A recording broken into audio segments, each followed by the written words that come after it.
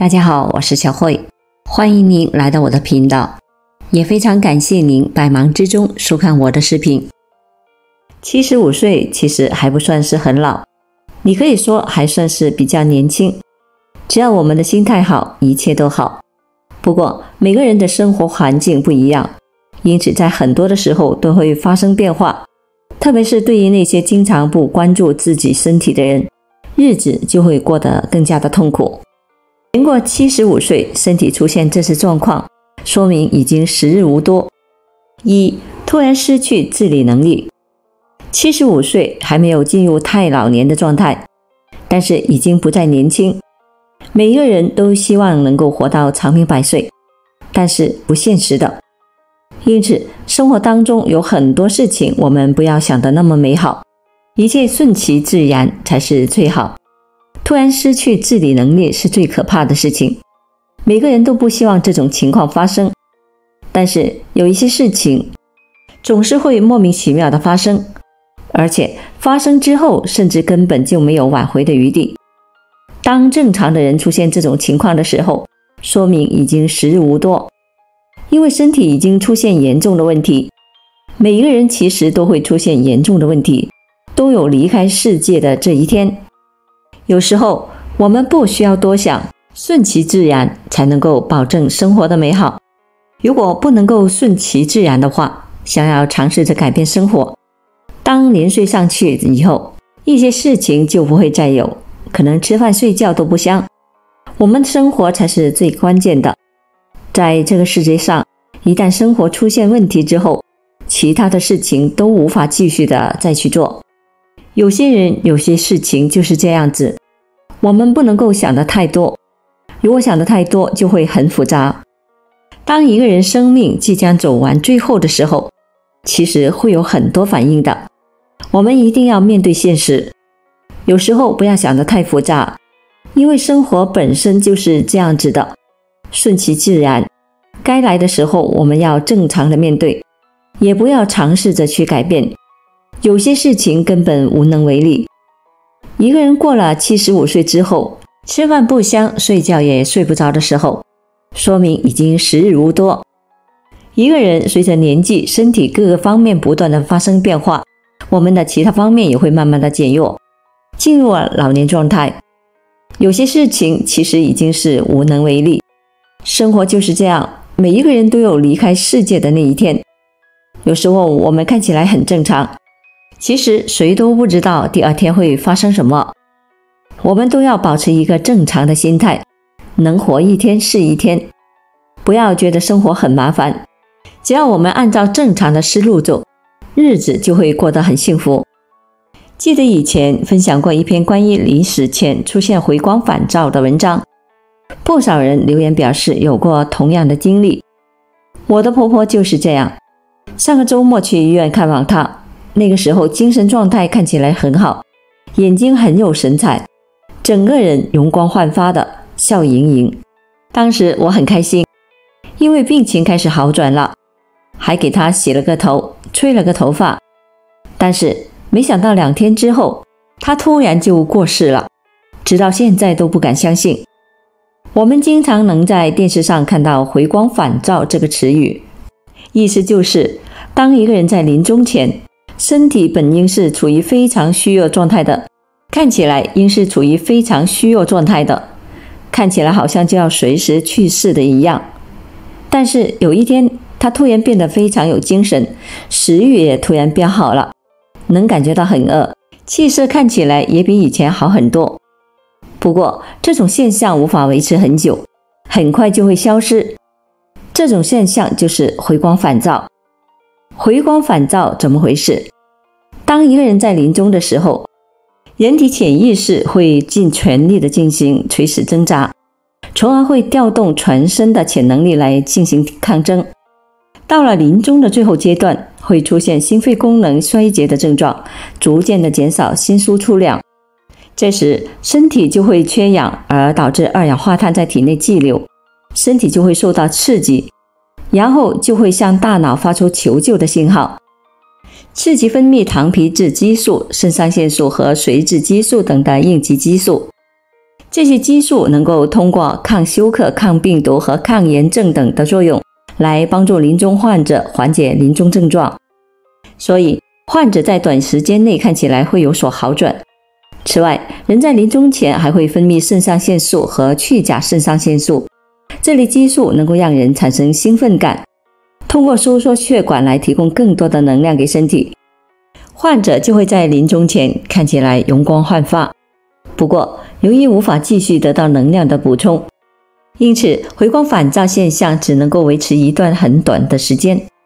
事实上，回光返照现象其实是在透支身体，预示着人已经很快要过世了。医学上如何预测老人时日不多？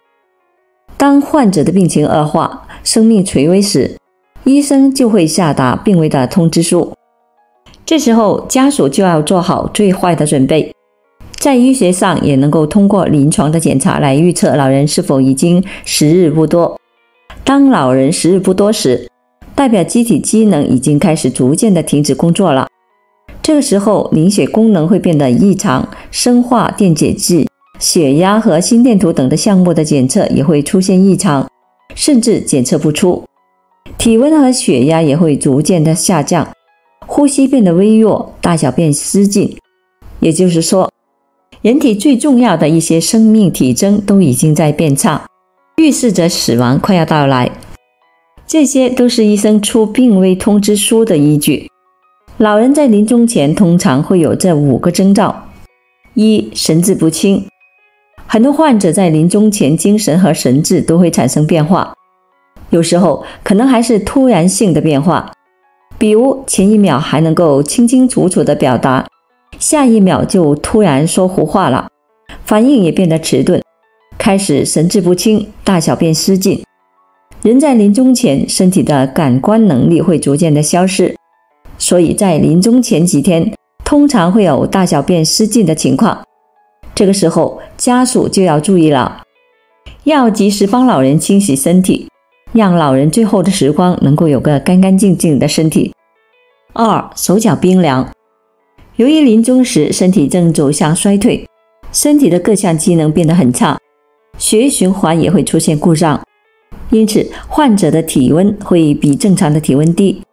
一开始是脚底冰凉，然后逐渐的蔓延到大腿和肚子，最后冰凉蔓延到心脏时，也就是临终之际。呼吸会变得非常的微弱，心跳也会减弱，心率下降。因此，当患者的呼吸变得微弱时，要注意，这可能是身体发出的一种临终信号。3. 脖子没办法立起来。有些老人在临终之前，身体无法的支撑起来，整个身体会变得软绵绵的，特别是脖子会处于耷拉的状态，没有办法立起来。如何做好临终关怀，贴身守护患者在临终前？由于患者的身体极度的虚弱，再加上剩下的生存时间较短，患者会出现焦虑、不安、恐惧等的情绪。不仅衣食住行都需要家属的帮助，更需要家属的温暖陪伴和安慰。因此，家属对于临终患者应该尽可能的陪伴和照顾，给予患者温暖和关心，让患者减少对死亡的恐惧，尽力的让患者在最后的时光过得开心，不带着遗憾。如果身边的老人出现回光返照等临终症状时，一定要注意多加陪伴，不要让自己留下遗憾。几大注意事项： 1. 先人咽气前务必要洗得干干净净的身体，不可带有任何的污物，尤其是不可带有血迹和屎尿。正所谓干干净净的来，清清静静的走。先人咽气之前务必要清洁干净身体，这样不光可以让先人安康体面的好走，后人也是福寿六运周全。 2. 先人咽气前务必要吃一点东西，哪怕是无法进食时，也要象征性的喝一点糖水，这样瑶池路上先人才不会受苦，各路关口才能够顺利的通过。在仙门里讲，先人吃饱上路，后世子孙代代富裕；先人空腹上路，后世子孙辈辈不济。如果实在无法进食时，在葬礼时也要多多的上供先人生前爱吃的食物，方可大吉。3. 先人咽气之前务必要穿好寿衣寿鞋，这里面也有一个说法，就是尽量要在咽气前穿好衣物，不然唯恐西天路上先人切穿少带，受苦不断。